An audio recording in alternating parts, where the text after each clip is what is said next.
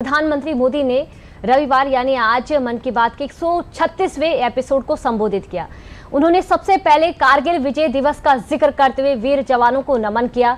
उन्होंने जल संरक्षण पर जोर भी दिया और जोर देते हुए कैच द रेन अभियान और पुराने तालाबों के पुनर्जीवन की आवश्यकता पर भी बल दिया। उन्होंने युवाओं की खेल उपलब्धियों की सराहना करते हुए कहा है कि भारतीय खिलाड़ी लगातार अंतर्राष्ट्रीय स्तर पर देश का नाम रोशन कर रहे हैं। प्रधानमंत्री मोदी ने आईएनएस महेंद्रगिरी और डीआरडीओ के Pinaka long range guided rocket के सफल परीक्षण का भी उल्लेख किया है।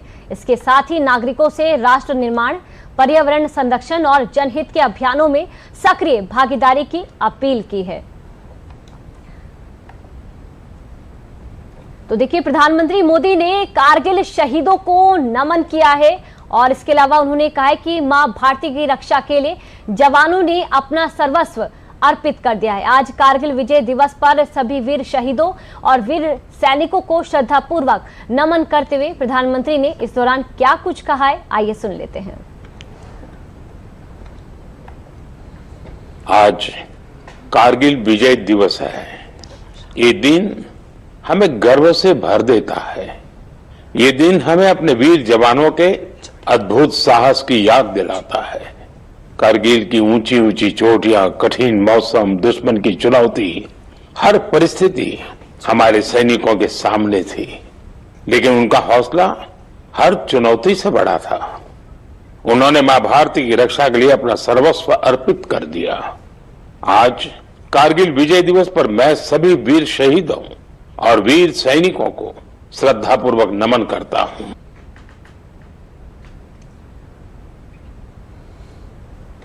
तो देखिए, इस पर अधिक जानकारी देने के लिए हमारे साथ हमारे संवाददाता रामेन सिंह जुड़ चुके हैं। रामेन जी, देखिए, आज कारगिल दिवस है और प्रधानमंत्री नरेंद्र मोदी ने भी अपनी मन की बात कार्यक्रम में इस बात का जिक्र किया और उन्होंने कारगिल में शहीद हुए जो हमारे जाबाज जवान हैं उनको भी याद किया। रामेन जी, देखिए, बरखा अगर कारगिल की पहाड़ियों को किसी ने देखा हो तो वो बहुत अच्छी तरह समझ सकते हैं कि पाकिस्तानी विश्वासघात का जवाब किस तरह हमारे सैनिकों ने दिया है।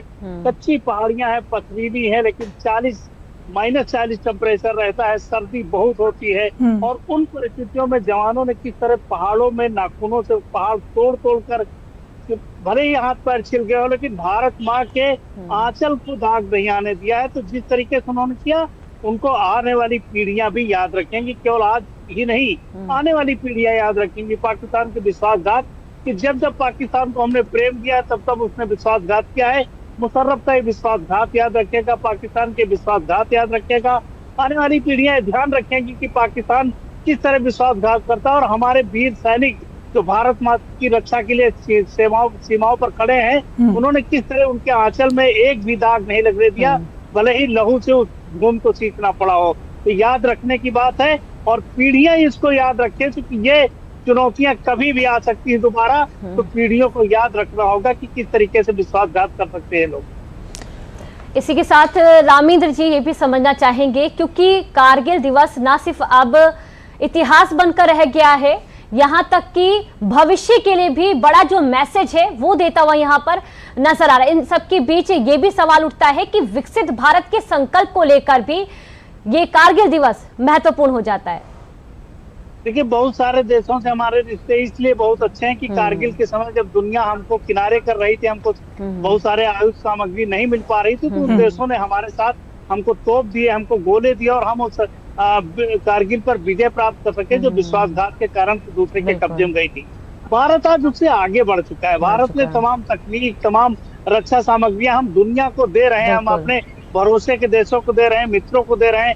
तो भारत अब कमजोर स्थिति में रक्षा के मामले में नहीं है। अब हम उनका मुंहतोड़ जवाब देने के लिए भारतीय जो रक्षा सामग्री है उससे दे सकते हैं। तो इतना प्रगति की है। प्रधानमंत्री उसी बात को कहना है कि हमने एक कदम आगे बढ़ाया, हम दुनिया के साथ तालमेल कर रहे हैं, रक्षा सामग्री अपने पड़ोसियों को, अपने मित्र देशों को दे रहे हैं और हम अपने लिए भी बड़ी तैयारियां करके रखे हैं। तो ये अब आने वाला जो इस तरीके कारगिल जैसी स्थितियां होंगी, तो भारत अपने संसाधनों, अपने सैनिकों, अपनी तकनीक, अपने जो एयर स्पेस है उसके कारण लड़ेगा। और ये हमने पाकिस्तान के अंदर जाकर के जिस तरह मारा है लोगों को, दिखाया कि हम अपनी तकनीक के भरोसे क्या कर सकते हैं। तो चाहे स्पेस हो, चाहे रक्षा हो, चाहे मिलिट्री फोर्सेस के आने आयुष सामग्रियों पर हमने बहुत मजबूती से काम किया। बिल्कुल रामीन जी, तमाम ऐसी चीजें हैं जिसको लेकर प्रधानमंत्री नरेंद्र मोदी ने आज मन की बात में अपने जो विचार है वो साझा किए हैं, और भी जो चीजें हैं वो आपसे जानते रहेंगे।